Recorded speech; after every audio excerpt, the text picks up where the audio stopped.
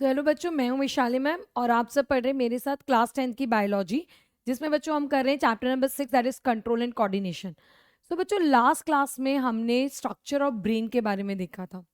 हमने देखा था कि ब्रेन और स्पाइनल कॉर्ड को कैसे प्रोटेक्शन मिलती है, साथ ही साथ ब्रेन के डिफरेंट डिफरेंट पार्ट्स देखे थे और हमने ये भी देखा था कि ब्रेन का फंक्शन क्या है, ब्रेन कौन सी एक्टिविटीज़ को कंट्रोल करता है। ठीक है।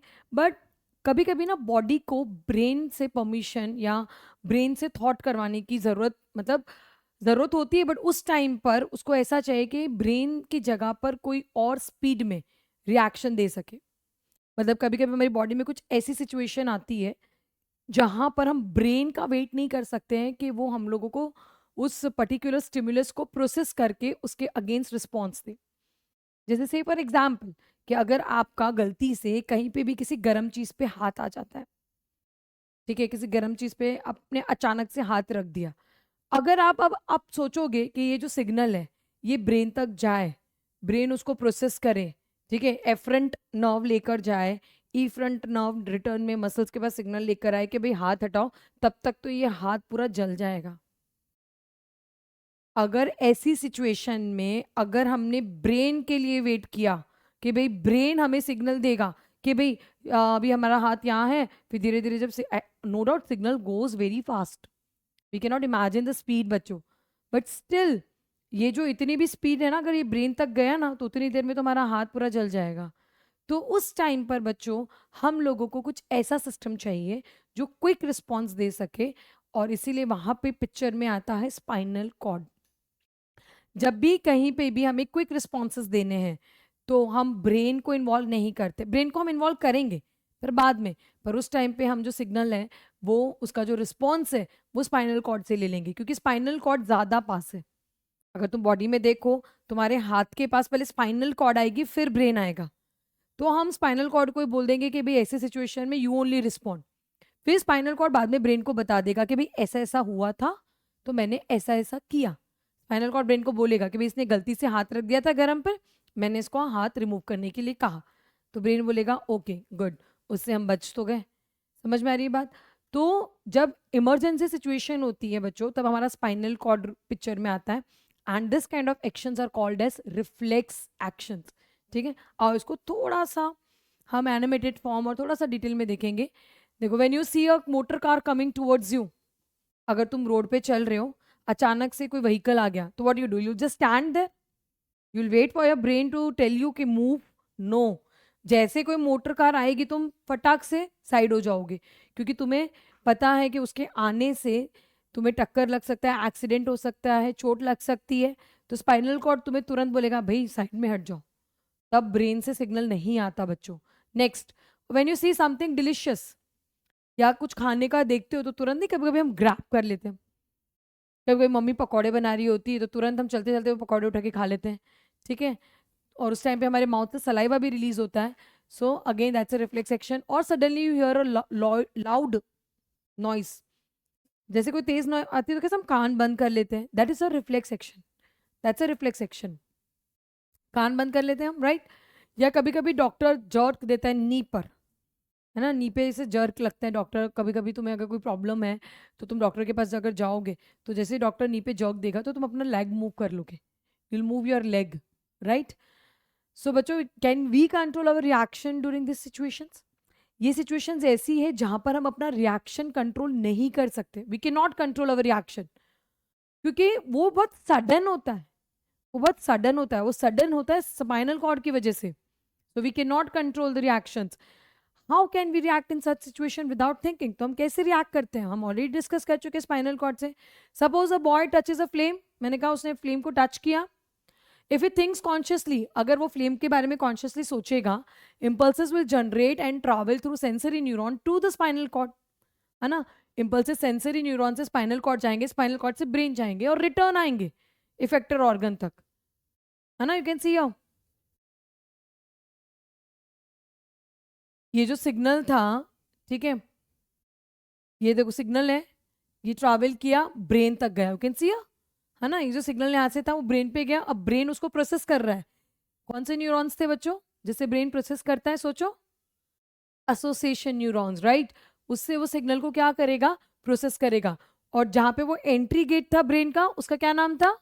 Sensory area. जो एंट्री गेट था जहाँ पे ये सिग्नल जाएगा उसका नाम था सेंसरी एरिया। तो सेंसरी एरिया में गए, फिर एसोसिएशन एरिया ने उसको प्रोसेस किया, और एग्जिट क्या था? Motor area. एग्जिट क्या था? Motor area. तो देखो ये सिग्नल गया, प्रोसेस किया, ठीक है। नाउ प्रोसेस करने के बाद वो सिग्नल देखो ब्लू कलर से रिटर्न इफेक्टर ऑर्गन पर आया। Effector organ is the muscle. Now it will take time and he will get wounded, ठीक है। इसको बहुत टाइम लगेगा, पूरा ऐसे सिग्नल जाएगा रिटर्न आएगा, बहुत टाइम लगेगा बच्चों, ओके। तब तक उसका हाथ जल जाएगा, तो ऐसा नहीं होना चाहिए। So the other possible way can be, तो हम दूसरा ऑलरेडी हम डिस्कस कर चुके हैं बच्चों, possible way that is your reflex action. If it does not think about the pain, ठीक है, अगर वो सोचेगा नहीं तो impulse will generate and travels through the sensory neurons to the spinal cord. देखो इसके पहले वाले डायग्राम में जो सिग्नल था वो ब्रेन पे जा रहा था, अभी जो सिग्नल है वो तुम्हारा स्पाइनल कॉर्ड पे जा रहा है। See actually this diagram shows a vertebral column, इसमें वर्टिब्रल कॉलम दिख रहा है, वर्टिब्रल कॉलम के अंदर स्पाइनल कॉर्ड होती है, ओके। तो वहीं से सिग्नल जाएगा स्पाइनल कॉर्ड, और स्पाइनल कॉर्ड में जैसे हमारे ब्रेन में एसोसिएशन का काम, मतलब सोचने का काम कौन कर रहा था बच्चों? सोचने का काम एसोसिएशन न्यूरॉन्स कर रहे थे। यहाँ पे देखो ये जो सिग्नल आया, ठीक है, ये लेकर आ रहे हैं एफरेंट नर्व, ठीक है, ये एफरेंट नर्व लेकर आए, ये जो रिटर्न है ये इफरेंट नर्व लेकर जा रहे हैं, ये इफरेंट नर्व। और इस सिग्नल को बीच में जो प्रोसेस करने के लिए जो तुम्हें दिख रहा है दैट इज इंटरन्यूरॉन, वो इंटरन्यूरॉन है। तो जो यहाँ पे सिग्नल लेकर आ रहे हैं वो एफरेंट नर्व, एफरेंट नर्व कौन बना रहा था? Sensory neurons. एफरेंट नर्व कौन बना रहा था? Sensory neurons. तो सेंसरी न्यूरॉन्स वो सिग्नल को लेकर आ रहे हैं थ्रू एफरेंट नर्व, फिर इंटरन्यूरॉन जो कि स्पाइनल कॉर्ड में है वो सिग्नल को प्रोसेस करेगा और स्पीड में रिएक्शन या रिस्पॉन्स प्रोड्यूस करेगा, ठीक है। So you can see here in the spinal cord impulses will move from sensory neurons to the motor neurons through the interneuron। याद रखना ब्रेन में प्रोसेस कौन कर रहा था? Association neuron. यहां कौन कर रहा है? इंटरन्यूरॉन। तो देखो ये सिग्नल आया, इंटरन्यूरॉन ने प्रोसेस किया, अब वो रिटर्न जा रहा है। यहां से सिग्नल आया था, इंटरन्यूरॉन ने प्रोसेस किया, वो रिटर्न जा रहा है, ठीक है। You can see this again, right, interneuron and then it's going back.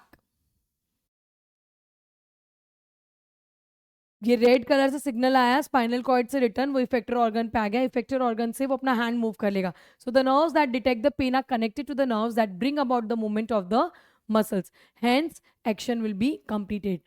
Nerves from all over the body meeting in a bundle, ठीक है, ये जो पूरी बॉडी में एक बंडल पे मीट करते हैं जहां पर such as connection is called a spinal cord. जितनी भी नर्व्स होती है ना हमारी बॉडी की, जितनी भी पेरिफेरल नर्व्स है वो एक जगह पे मिलती है बच्चों, और वो जगह है स्पाइनल कॉर्ड। हमारी बॉडी में जितने भी नर्व्स हैं वो एक जगह पे मीट करती है and that is the spinal cord. और ये जो पूरा पाथवे हमने पढ़ा, ठीक है, the complete pathway, complete pathway मतलब क्या था? कंप्लीट पाथवे क्या था? जो सेंसरी न्यूरॉन थे, ठीक है, सेंसरी न्यूरॉन का जो एक्सॉन का बंडल था वो बना रहा था एफरेंट नर्व, ठीक है। ये एफरेंट नर्व सिग्नल को लेकर कहाँ पे गए? इंटरन्यूरॉन के पास। इंटरन्यूरॉन जो कि तुम्हारे साइट स्पाइनल कॉर्ड में था, वहां से इफरेंट नर्व के थ्रू, ठीक है, इफरेंट नर्व कौन हो गया तुम्हारा? मोटर न्यूरॉन, ठीक है।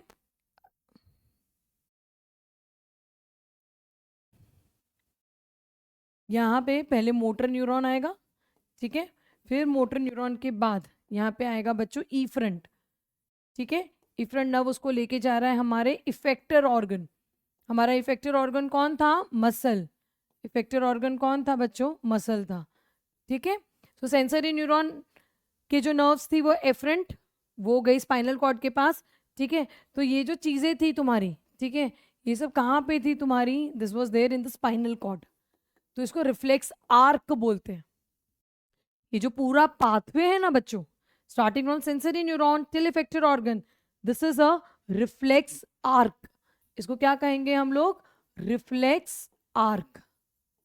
इसको रिफ्लेक्स आर्क कहेंगे, ठीक है। चलो, सो रिफ्लेक्स एक्शन के बारे में देखते हैं। तो reflex arcs are perhaps evolved in animals. ये क्यों हुआ है बच्चों? क्योंकि कोई कोई सिचुएशन में अगर थिंकिंग की जाए तो तब तक हमारी बॉडी में कुछ ना कुछ डैमेज हो जाएगा।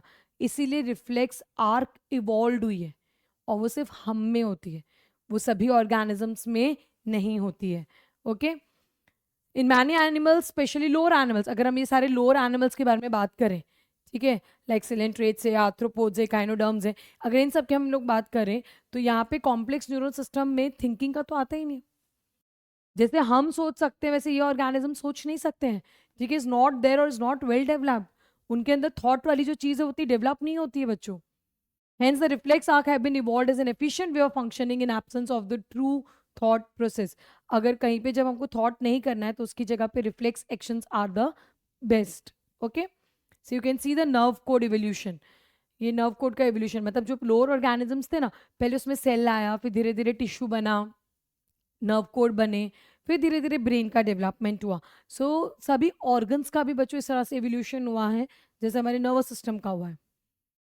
However, in spite of the presence of complex neuron networks, reflex arc continue to be the most efficient quick response.